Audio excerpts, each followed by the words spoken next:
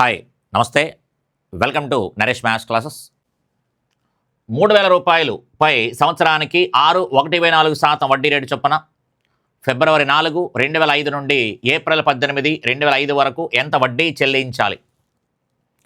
Bar వడ్డీకి సంబంధించి మనకి ఎంత వడ్డీ అడుగుతున్నాడు. అయితే మనకి ఎప్పుడైతే మనకు డేస్ ఇచ్చాడో ఫిబ్రవరి 4 నుంచి ఏప్రిల్ 18 వరకు ఎప్పుడైతే మనకు డేస్ కనిపిస్తున్నాయో అది 73 రోజులకి సంబంధించి కానీ 146 రోజులకి సంబంధించి కానీ కనిపిస్తూ ఉంటుంది. కాబట్టి ఫిబ్రవరి 4 నుంచి అనగానే ఫిబ్రవరిలో మరొక టోటల్గా ఫిబ్రవరిలో 28 రోజులు కాబట్టి ఇంకా 24 రోజులు, మార్చి 31 రోజులు, అలాగే ఏప్రిల్ వచ్చి మనకి 18 రోజులు. ఇవన్నీ కలిస్తే మనకి ఎంత అవుతుంది అన్నాం అనుకోండి, 73 రోజులు అని చెప్పచ్చు. 73 రోజులు. కాబట్టి 73 రోజులు అనగానే మీనింగ్ ఏంటి అంటే కనుక 1/5 వంతు, సంవత్సరంలో 5వ వంతు అని అర్థం. సంవత్సరంలో 5వ వంతు. అందుకని మనం ఏం చేయాలి, ఒక సంవత్సరానికి సంబంధించిన వడ్డీ కట్టేసి దాంట్లో 5వ వంతు వేస్తే మనకు సరిపోతుంది అనమాట. ఒక సంవత్సరానికి సంబంధించి వడ్డీ కట్టేసేయండి. ఒక సంవత్సరానికి సంబంధించి వడ్డీ కట్టిన తర్వాత 5వ వంతు అని తెలిసింది కాబట్టి అక్కడ వచ్చినటువంటి సంవత్సరం వడ్డీని 5తో భాగిస్తే మనకు కావాల్సిన సమాధానం వస్తుంది. చూడండి ఒకసారి, 3,000 అసలుపై 6.14%, 6.14% అనగానే క్లియరింగ్గా మీనింగ్ ఏంటి అంటే కనుక 6.14% అనగానే 1/16. ఈ పాటికే చాలాసార్లు మనం మాట్లాడుకుంటూ ఉన్నాం. ఓకే, కాబట్టి ఎప్పుడైతే 6.14% అనగానే క్లియర్గా పాయింట్ చూడకుండా టక్ మనం చెప్పగలగాలి. 1/16, 1/16 అనగానే 16 రూపాయలకి 1 రూపాయి వడ్డీ అని అర్థం. 16 రూపాయలకి 16 రూపాయలు అప్పిస్తే 1 రూపాయి వడ్డీ వచ్చింది. ఇది ఒక సంవత్సరానికి అని అర్థం. ఒక సంవత్సరానికి అని అర్థం. 16 రూపాయలు అప్పిస్తే 1 రూపాయి వడ్డీ వచ్చింది. అందుకని మన ప్రకారంగా అసలు ప్రిన్సిపల్ ఎంత అంటే 16 రూపాయలు, వాడి ప్రకారంగా ఎంత అంటే కనుక 3,000 అని చెప్పొచ్చు. మన ప్రకారంగా 16 రూపాయలు, వాడి ప్రకారంగా ఎంత అంటే కనుక 3,000. అయితే వడ్డీ కావాలి కాబట్టి 1 రూపాయి ఎంత అని వేసుకుంటే కనుక ఇది క్లియర్గా 16లో 30 అనేది లేదు కాబట్టి జస్ట్ క్రాస్ మల్టిప్లికేషన్ చేసేయండిలా. ఒక 3,000/16 అని చెప్తాం. 3,000/16 ఇది ఒక సంవత్సరానికి సంబంధించిన వడ్డీ. కానీ మనకి 73 రోజులకి సంబంధించి కావాలి. 73 రోజులకి సంబంధించి కావాలి. మరి 73 రోజులకి సంబంధించి కావాలంటే కనుక ఎన్నో వంతు? 73 రోజులు అంటే 5వ వంతు అని అర్థం. 73 రోజులు అనగానే 5వ వంతు. అందుకని క్లియర్గా 73 రోజులు అనగానే 5వ వంతు కాబట్టి అక్కడ వచ్చిన వడ్డీలో 5వ వంతు వేసుకోవాలి. అక్కడ ఏ వడ్డీ అయితే వస్తో ఆ వడ్డీలో 5వ వంతు వేసుకోవాలి. అంతే. క్యాన్సిల్ చేస్తే మనకు సమాధానం వస్తుంది. 5 అనేది 30లో మనకి 6 సార్లు పోద్ది కాబట్టి 600. 60లోను 16లోను మనకి 4 ఎక్కం పోతుంది. 4 4 16, 4 15 150, 4 15 60 అంటే 150 సార్లు పోయింది. 4 150లో ఎన్నిసార్లు పోతుందంటే కనుక 4 3 12, 12 పోతే 3 0 30, 4 7 28, ఇంకా ₹10 ఉంది. ఇక్కడ సమాధానం ఎంత అంటే కనుక 37.5 అని చెప్పచ్చు. సమాధానం ఎంత అంటే కనుక 37.5. 150/4 75/2 అని వస్తే ఇంకా క్యాన్సిల్ చేస్తే కనుక 2 75. 75/2 అనగానే 37.5 అని చెప్పచ్చు. 73 రోజులు అనగానే ఒక సంవత్సరానికి సంబంధించి 5వ వంతు. అందుకని ఒక సంవత్సరం వడ్డీ కట్టేసిన తర్వాత 5వ వంతు వేసాను అంతే. ఓకే అండి. ఎప్పుడైనా డేస్ ఇచ్చినప్పుడు 73 రోజులు కానీ 146 రోజులు కానీ ఇస్తూ ఉంటాడు. 146 రోజులు అనగానే 2/5వ వంతు. ఓకే. నెక్స్ట్ మరొక ప్రశ్న.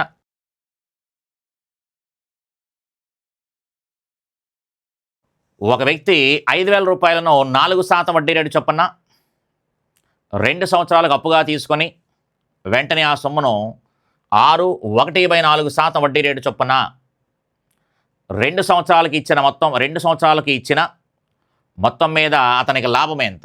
జాగ్రత్తగా అబ్జర్వ్ చేయండి ఒకసారి. ఒక వ్యక్తి 5,000 రూపాయలను 4% వడ్డీ రేటు చొప్పున 2 సంవత్సరాలకు అప్పుగా తీసుకుని 2 సంవత్సరాలకు అప్పుగా తీసుకొని చెప్పాడు. 4% వడ్డీ రేటు చొప్పున అనగానే 1 సంవత్సరానికి 4%, 2 సంవత్సరాలకి వడ్డీ ఎంత అవుతుంది? 8% వడ్డీ అవుతుంది. ఆ డబ్బులు ఏం చేశాడంటే కనుక మనకి 6.4% వడ్డీ రేటు చొప్పున అదే 2 సంవత్సరాలకి ఇచ్చేసాడు.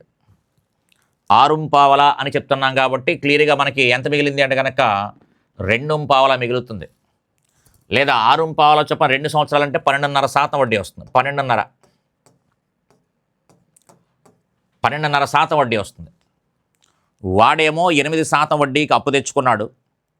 అంటే 2 సంవత్సరాలు కలిపి 8% వడ్డీ వాడికి అయ్యింది. వీడికేమో 12.5% వచ్చిందని చెప్తున్నాం. 12.5% వచ్చిందంటే లాభం వచ్చింది కదా. కాబట్టి అతనికి ఎంత లాభం వచ్చింది అంటే కనుక క్లియర్గా మనకి 4.5% లాభం వచ్చిందని చెప్పొచ్చు. 4.5% లాభం వచ్చింది. 4.5% లాభం వచ్చింది కాబట్టి ఆ 4.5% విలువ ఎంత అడుగుతున్నాం. ఎప్పుడైతే మనకి 4.5% అన్నామో 4.5% అనగానే 4.5 4 + 5 4 9 4 + 5 9 అవుతుంది టోటల్ లైన్. కాబట్టి టోటల్ లైన్కి సంబంధించింది కాబట్టి ఇది కాదు అని చెప్పొచ్చు, ఇది కాదు అని చెప్పొచ్చు, ఇది టోటల్ లైనే, ఇది కాదని చెప్పొచ్చు. 4.5% విలువ ఎంత అడిగేమో అది టోటల్ లైన్కి సంబంధించింది. అందుకని ఆప్షన్లో టోటల్ లైన్కి సంబంధించి ఉండాలి. ఓకే, ఇదే మనం లెక్క చేద్దాం అనుకుంటే ఏం చేస్తామంటే కనుక చూడండి ఒకసారి. అసలు 5,000 అని చెప్పాడు కాబట్టి 100% 5,000 అయితే 100% 5,000 100% 5,000 అయితే లాభం ఎంత వచ్చింది అంటే కనుక 4.5%. 4.5% విలువ ఎంత అడుగుతున్నాం. 100% 5,000 అయితే లాభం ఎంత వచ్చిందంటే 4.5%. ఎందుకు 4.5%?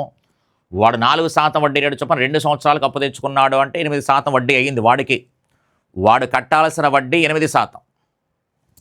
వాడికి కట్టాల్సిన వడ్డీ వాడికి అంటే ఎదురు వ్యక్తి తనకి కట్టాల్సిన వడ్డీ. మరి వీడు అప్పు ఇచ్చాడు కదా, 6.25 చొప్పున ఇచ్చాడు. 4 రూపాయల వడ్డీకి అప్పు తెచ్చుకొని వాడు 6.25 వడ్డీకి ఇచ్చాడు. అంటే 2.25 మిగిలింది. అలా 2 సంవత్సరాలకి ఎంత అంటే 2.25 4.5%. 4.5 వడ్డీ అంటున్నాం, అది యాన్యువల్ అనమాట. అది ఇక్కడ 2.25 అని మిగిలింది అంటే కనుక నెలకు కాదు, సంవత్సరానికి అది. కాబట్టి 4.5% ఎంత అని కనుక చూడండి ఒకసారి. ఇక్కడ క్లియర్గా మనం పాయింట్ పీకేస్తే కనుక ఏం రాసుకుంటాము, ఇక్కడ పాయింట్ పీకేస్తే ఇక్కడ 0 రాసుకుంటాం. కాబట్టి క్లియర్గా మనకి 1 × 5 5,000 సరిపోతుంది. 3 zeros తీసేస్తే అలాగే 45 ఐదులు అనగానే ఏం చెప్పొచ్చు అంటే కనుక 225 అని చెప్పొచ్చు. 5 40 200 5 5 25. కాబట్టి సమాధానం ఎంత అంటే కనుక 225 అని చెప్పొచ్చు అనమాట. Okay, next. ఓకే, కాబట్టి లెక్కని ఎలా డీల్ చేస్తున్నాము, అక్కడ ఉండే పదాలు ఏ పదాలు వాడుతున్నాము, దేని ఆధారంగా ప్రాబ్లం చెప్తున్నప్పుడు ఆ పర్సంటేజ్ని ఎలా టార్గెట్ చేసుకుంటున్నారో అర్థం చేసుకోగలిగితే కనుక చాలా ఈజీగా మాట్లాడేసుకోవచ్చు లెక్కలు. చూడండి ఒకసారి. ఒకడు కొంత అసలును 3 సంవత్సరాలకు 6% వడ్డీ రేటుతోను, తర్వాత 5 సంవత్సరాలకు 9% వడ్డీ రేటుతోను, 8 సంవత్సరాల తర్వాత ఎంత కాలమైనా 13% వడ్డీ రేటుతో అప్పు తీసుకొని 11 సంవత్సరాల తర్వాత అని చెప్పాడు. అంటే ఇక్కడ ఒక 3 సంవత్సరాలు అయ్యింది, ఇక్కడ ఒక 5 సంవత్సరాలు అయ్యింది, 8 సంవత్సరాలు అయిపోయింది. 11 సంవత్సరాల తర్వాత అని చెప్పాడు కాబట్టి 11 సంవత్సరాల తర్వాత వడ్డీ అంటే ఇక్కడికి 3 + 5 8 ఏళ్ళు అయింది. ఆ 8 ఏళ్ల తర్వాత ఎంత కాలమైనట్టు ఏం చెప్పొచ్చు, ఇంకొక 3 ఏళ్ల కాలం, ఇంకొక 3 ఏళ్ల కాలం అని చెప్పచ్చు. ఎందుకంటే ఇది ఒక 3 + 5 8 8 + 3 ఎంత అంటే 11 సంవత్సరాలు. ఇప్పుడు క్లియర్గా మనకి మొదటి 3 సంవత్సరాలకు 6% వడ్డీ రేటు చొప్పున, తర్వాత 5 సంవత్సరాలకు అక్కడే రాసేసుకోవచ్చు 18% అని, ఇక్కడ 5 సంవత్సరాలకు 9% అనగా 45% అని కావాలనుకుంటే మీరు అక్కడే రాసుకోవచ్చు. 3 సంవత్సరాలకు 13% అనగా అదొక 39% అని రాసేయచ్చు. కాబట్టి క్లియర్గా మనకి 5 సంవత్సరాలకి 9% చొప్పున 5 సంవత్సరాలు, వాడు 11 సంవత్సరాలు చెప్పాడు కాబట్టి మిగిలిన 3 సంవత్సరాలు కూడా 13% చొప్పున అని చెప్పచ్చు. అందుకని మన ప్రకారంగా వడ్డీ కౌంట్ చేయండి. సంవత్సరానికి 6% చొప్పున 3 సంవత్సరాల కంటే అనగానే 18% వడ్డీ. సంవత్సరానికి 9, 5 సంవత్సరాలకి ఎంత అంటే కనుక 45% వడ్డీ. సంవత్సరానికి 13, 3 13 ఎంత అంటే 39% వడ్డీ. కాబట్టి టోటల్ వడ్డీ ఎంత అవుతుంది అన్నాం అనుకోండి, 18, 45, 39. క్లియర్గా మనకి ఇక్కడ మనకి ఇది 50 అంటే 63, 93, 93, 102. మన ప్రకారంగా 102% వడ్డీ అయ్యింది.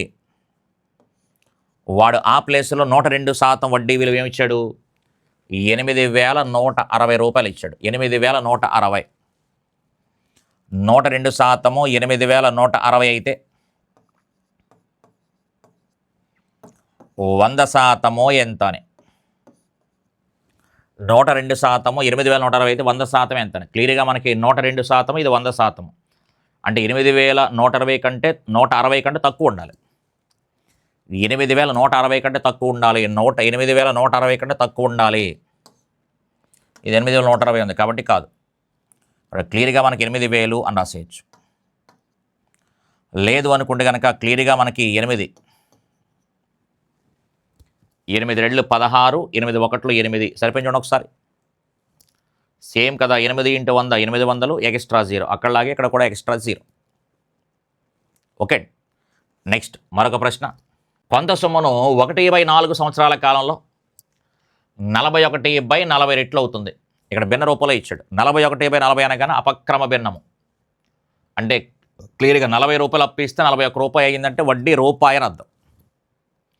అయినా వార్షిక బార్ వడ్డీ రేట్ ఎంత? వడ్డీ రేట్ అడుగుతున్నాడు. క్లియర్గా మనం ఏం చెప్పుకోవచ్చు అంటే కనుక I = PTR అని చెప్పుకుంటున్నాం. ఇక్కడ 40 రూపాయలు అప్పు ఇస్తే 41 రూపాయలు మొత్తం అయ్యింది అనగానే వడ్డీ ఎంత? 1 రూపాయి అని అర్థం. ఇది మనకి అసలు ఎంత అంటే కనుక 40 రూపాయలు, మొత్తము ఎంత అంటే 41 రూపాయి. అప్పుడు వడ్డీ ఎంత అంటే కనుక క్లియర్గా 1 రూపాయి అని అర్థం. 40 రూపాయలు అప్పిస్తే 41 రూపాయలు మొత్తం అయ్యింది, అందుకని 1 రూపాయి వడ్డీ అయింది. 40కి 1 రూపాయి వడ్డీ అయింది. కాబట్టి వడ్డీ అనగానే 1 రూపాయి, అసలు అనగానే 40 రూపాయలు, కాలం వచ్చి 1/4 సంవత్సరాల కాలము. ఆర్ ఎంత అని అడుగుతున్నాం. ఆర్ వాల్యూ, బార్ వడ్డీ రేటు ఆర్ వాల్యూ ఎంత అడుగుతున్నాం, అంతే, అంతకు మించేం కాదు. 4 అనేది 40లో 10 సార్లు పోద్ది. ఈ 10 వస్తే కనుక 1/10 అని చెప్తాం. ఇక్కడ క్లియర్గా R = 1/10 భిన్న రూపంలో ఉంది కాబట్టి R = 1/10 భిన్న రూపంలో ఉంది కాబట్టి శాతం ఎంత? 10% అని చెప్పచ్చు. 10% అని చెప్పచ్చు అనమాట. వడ్డీ రేటు R = ఎంత అంటే 10%. 41/40 అనగానే 40 రూపాయలు అప్పిస్తే 41 రూపాయి మొత్తం అయ్యింది అని అర్థం. అంటే 1 రూపాయి వడ్డీ వచ్చింది, 1 రూపాయి వడ్డీ వచ్చింది. ఓకే. ఎప్పుడైతే మనకు అపక్రమ భిన్నం అన్నాడో ఖచ్చితంగా అది మొత్తానికి సంబంధించి అవుతూ ఉంటుంది. ఒకటి ఎక్కువ శాతం. వాడు కావాలని 1/4 సంవత్సరాల కాలంలో వడ్డీ 41/40 రెట్లు అని చెప్పాడు అనుకుంటే అప్పుడు వడ్డీ 41 అని అర్థం. కావాలని ఇస్తే అది. కానీ ఇన్ జనరల్గా 40 రూపాయలు అప్పు ఇస్తే 41 అయ్యిందంటే మీనింగ్ ఏంటి? 1 రూపాయి వడ్డీ ఎక్స్ట్రా అయ్యింది అని అర్థం, అంతే. ఓకే.